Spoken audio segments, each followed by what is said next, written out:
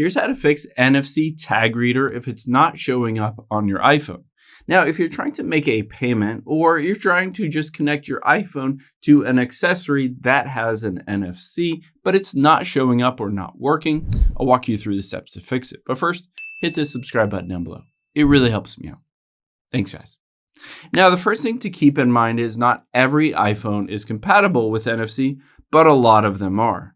So you can see here, you need iOS 13 or later. We're currently on iOS 18.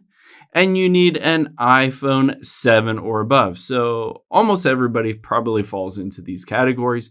And if you do, the next thing that you can do to turn it on, if you're trying to pay for something, is you can double tap this side button. So press it twice, and you'll see Apple Pay turns on, and it will use the NFC. It says hold near reader. Now keep in mind that is just one version of NFC on your iPhone. If other ones are not showing up for accessories that are nearby, you can always just swipe all the way over to the left until you get to the app library. Once you're on here, we're going to search for the Shortcuts app and open Shortcuts. The nice thing is there's an automation to enable NFC manually on here. So you can see at the very bottom center, let's tap on Automation. And we're just going to hit New Automation. And from here, you can see at the very top, we'll just tap on Search.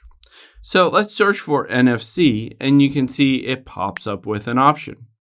Now, all you need to do to enable it is tap where it says Scan here. And you can see it pops up with Ready to Scan an NFC tag. Now, keep in mind, you can always go in here and manually enable it if it doesn't automatically detect it and turn it on, and you're good to go.